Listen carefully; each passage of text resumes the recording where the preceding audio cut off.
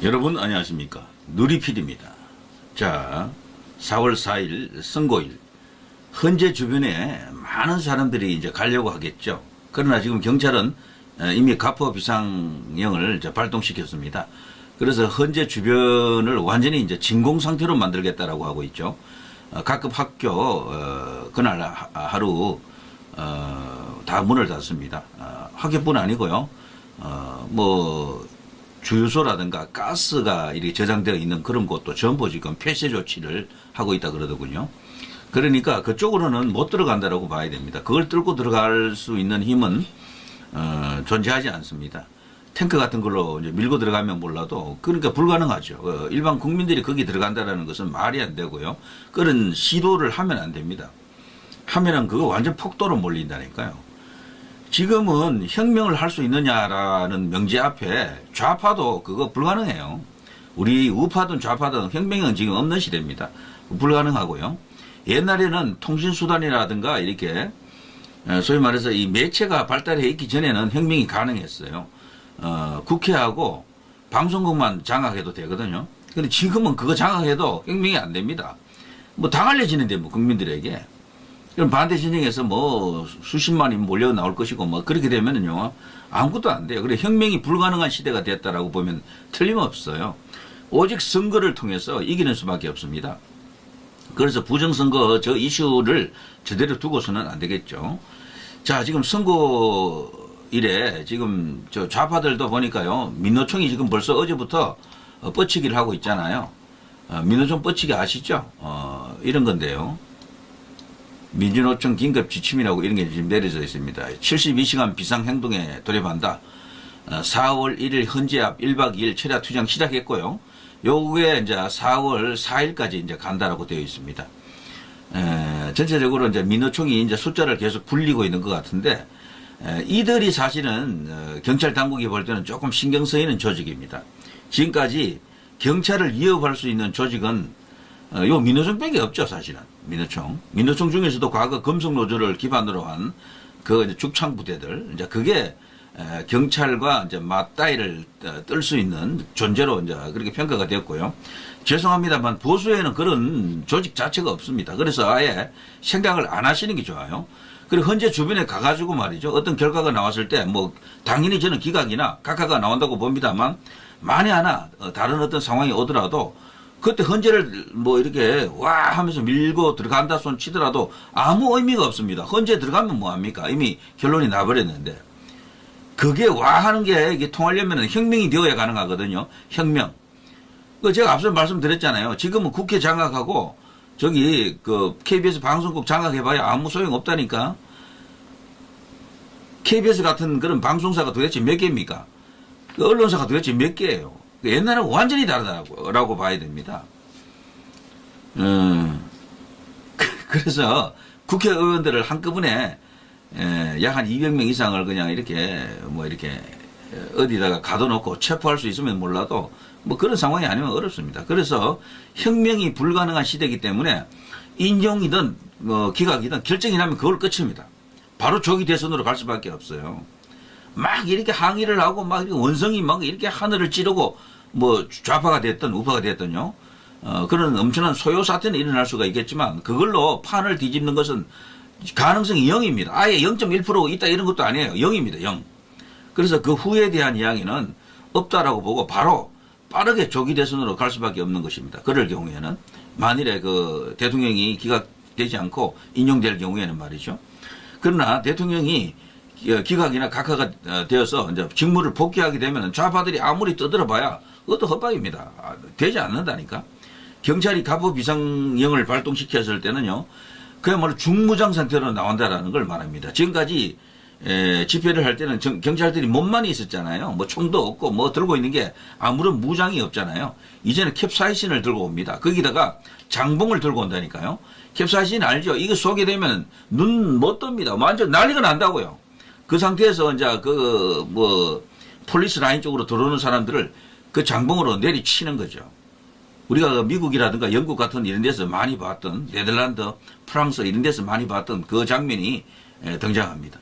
그러니까 아예 그날 뭐 무력으로 어떻게 한다라는 것은 상상도 하지 마십시오. 불가능합니다. 가능성이 단 1도 없어요. 진짜 0.1%도 없다라고 보는 게 틀림없습니다. 밀고 들어가 본들 아무 소용도 없고 헌재 들어가면 뭐합니까? 이미 게임 끝났는데 그러니까 헌재가 선고하기 전까지만 유효하다.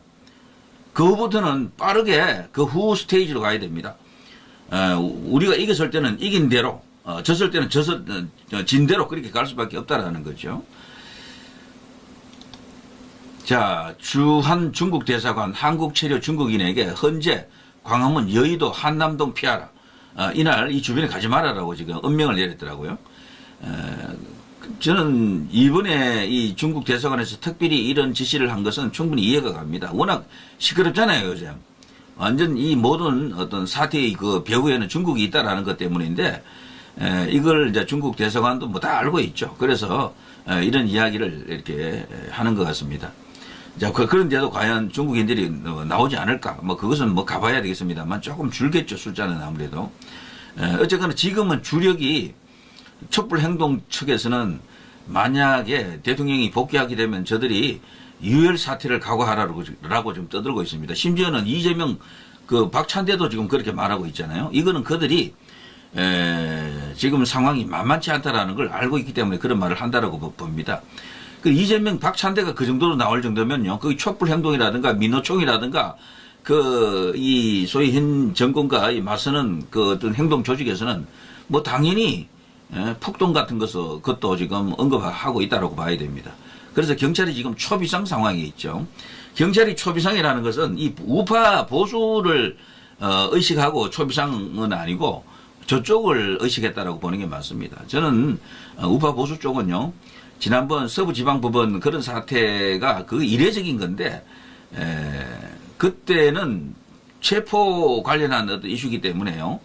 대통령 체포 이제 구금하는 그 과정에서 그야말로 격앙한 어떤 그런 상황이었고, 경찰도 그 당시에는 충분히 방비를 못했어요, 그 주변을.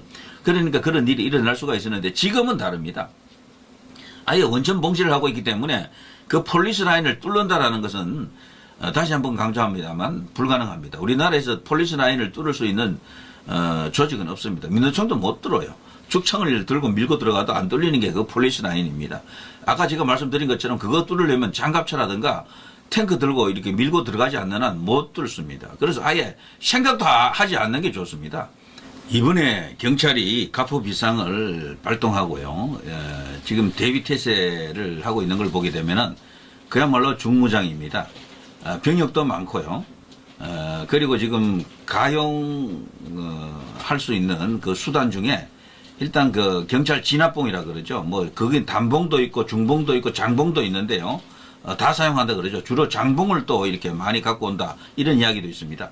뭐 중봉이든 장봉이든 엄청난 위력을 갖고 있습니다. 그거 한 대 맞으면 그야말로 그냥 그 쇳덩어리나 마찬가지죠. 거기다 캡사이신이라고 하는 것이 또 어떤 것인지 아시죠? 뭐 그거 뿌리면은 뭐 그야말로 그냥 앞을 못 봅니다. 완전 정신 나갑니다. 이제 그런 상황 속에서 이번에는 방패도 들고 오는 그런 부대도 있을 것이다라는 이야기도 있더라고요. 그렇게 되면은 도저히 우리가 통상 우리가 집회하던 그 애국 우파 조직 가지고는 그 아예 금방에 안 가는 게 좋습니다. 이들은요, 완전히 저 민노총, 저 좌파 조직을 상대하기 위한 그런 비상한 조치다라고 저는 그렇게 개인적으로 생각하는데요. 과거에 이런 일이 흔했죠.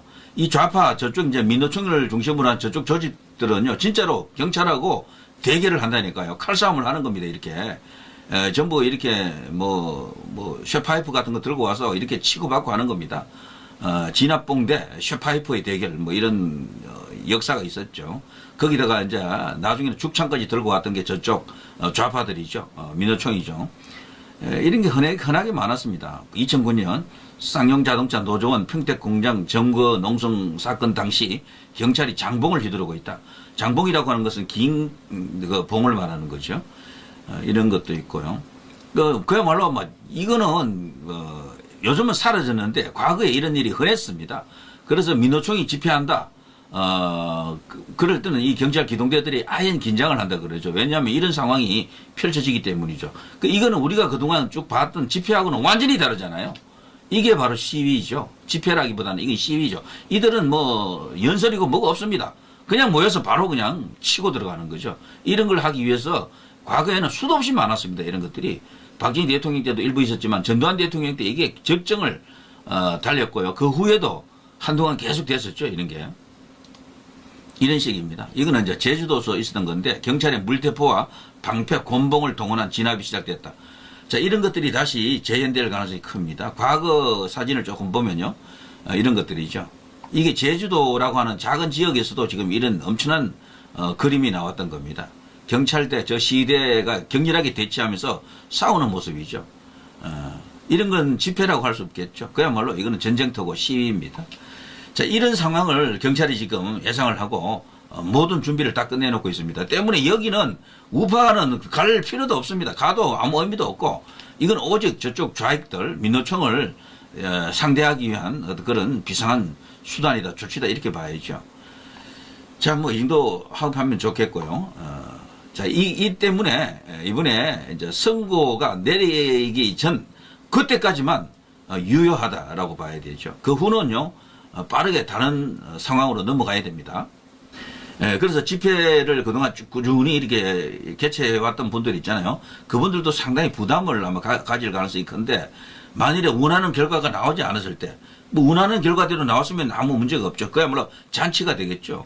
근데 그렇지 못했을 때 그분들 입장이 또 난처하다고요. 밀고 들어가자라고 절대 말할 사람들이 아니거든. 제가 볼 때는 광화문도 그렇고 어디도 다 그래요. 그렇기 때문에 서부지방법원처럼 우발적으로 피 끓는 20대 일부가 막 그냥 그렇게 할지 모르겠는데 그거는 제가 볼 때 자살 행진입니다. 자살골입니다. 그때의 서부지방법원에 있는 경찰 조직 같은 게 아니라니까요. 지금은 중무장한 경찰 조직입니다. 캡사이신 플러스 장봉입니다. 거기다가 가포 비상형입니다. 숫자도 비교도 할 수 없을 정도로 많이 옵니다. 2만 명 정도 온다 그러네요. 2만 명이면요, 여기 이제 시위 조직 100만 명도 막을 수가 있어요. 진짜 100만 명. 근데 아무리 많이 모여봐야 보통, 많이 모이는 숫자가 10만 명 넘지 않습니다, 보통. 뭐 숫자를 너무 과장해서 그런데, 때문에 어린 반부르치도 없습니다. 그 2만 명을 뚫는다라는 것은 완전히 불가능합니다. 그래서, 어떤 결과가 나오게 되면은, 그것이 이제 폭도로 이렇게 치부되면서 그 후 상황을 악화시킬 가능성이 큽니다. 대통령이 복귀되더라도 만일에 또 어떤 그런 뭐 소요 같은 게 만일에 들어가게 되면 그것도 문제가 되겠지만 만일에 우리가 원하는 결과가 나오지 않았을 때 그런 상황이 터진다 그러면 그건 심각한 역풍이 이제 불게 됩니다. 자, 뭐 이런 것들일 거예요. 집회 참여 말고 헌재, 광화문, 한남동 등 피하라 이렇게 중국 대성안에서 지금 지시를 내렸다라고 하는데요. 이날도 애국 우파 자유보수의 집회는요, 여기서 좀 떨어진 곳에서 집회를 하는 게 좋을 것 같아요. 가까이 간다 그래서 그 사람들이 이미 결정 다 해놨다 그러는데 뭐 바뀔 가능성이 단 1도 없습니다. 이거 보고 그 사람들이 눈 하나 깜짝할 사람들이 아니에요, 법관들이. 그래서 이거 말고 그 사람들은 든든한 뭐 제도권에 이제 보호를 받잖아요. 경찰에 이제 이렇게 보호를 받고 있기 때문에 완전 안전지대지. 안전지대이기 때문에 그러니까 선거 전에 협박은 나름대로 이렇게 크게 그냥 목소리 높여서 그냥 위협을 할 수가 있어요. 그렇지만 실제 선거 결정이 딱 되게 되면은 그 뒤로는 아무것도 할 게 없습니다. 솔직히 말해서요. 지금 뭐 이런 상황인데 이 주변뿐 아니고요. 지금 여기 지금 제가 빨간 이 테두리를 쳐놨잖아요. 지금은 이 주변으로도 가기 힘듭니다. 예, 훨씬 더 강화하고 있죠. 이런 상황이기 때문에 옛날에 박근혜 대통령 때 이 사진이 한 것인데요. 이때 헌재 가까이 이제 갔었죠. 근데 그 당시에는요, 이번처럼 이런 식으로 가포 비상 이런 걸 이제 발동하지 않았습니다. 그리고 경찰이 충분한 방어를 그 당시 못했어요, 사실은. 부랴부랴 막 모여든 그런 측면도 있고, 이 당시 이제 여기 불상사 난 거 아시죠? 여기 이제 태극기 들고 박근혜 대통령 탄핵 그 무효 기각을 외쳤죠. 각하든 기각이든 이렇게 외치는 사람들이 이 당시 4명인가 현장에서 이제 사망하는 그런 대참사가 일어났었죠. 그래서 이 당시에는요, 지금과는 비교할 수 없을 정도의 이 경찰 병력입니다. 이 당시에는 한 3,000명 정도 왔다 그러죠. 근데 지금은 2만 명입니다. 2만 명. 그래서 아예 생각도 안 하신 게 좋고요. 그래서 이거는 결과적으로 그쪽에서 선거가 나면 모든 게 게임 끝이다라는 것을 일단 알고요. 바로 다음 단계로 넘어가는 게 맞다라고 생각합니다. 이건 좌파들에게도 해당되는 이야기입니다. 좌파들이 그들도 민노총이 왔으니까 뭐 촛불 행동이 거기는 젊은 친구들이 많으니까 뭐 등등등 해서 그들이 어떻게 뭐 이렇게 세상을 뒤집을 수 있겠다. 폭동을 일으켜서 혁명을 할 수도 있다. 말로는 뜯을 수 있지만 제가 볼 때 그 좌파들도 가능성이 제로입니다. 가능성이 전혀 없어요. 지금은 대한민국에서 혁명을 일으킬 수 있는 조직 자체가 없다라고 보는 게 맞습니다. 오로지 선거를 통해서만 승패를 결정 지을 수밖에 없다. 그리고 그 선거를 이렇게 통해서 이기자면은 지금과 같은 이런 선거 틀로는 안 됩니다. 이 방식으로는 안 된다. 부정선거 이슈가 사라질 때 그때 비로소 온전한 뭐 공정한 게임의 룰이 이제 정립이 되겠죠. 인정할 수가 없는 겁니다. 그래서 지난번 총선도 그렇고 그 앞에 많은 선거도 너무도 의혹이 많잖아요. 그런 것을 해결하지 않고서는 답이 안 된다. 이런 생각이 드네요. 자, 누리 PD 김준희였습니다.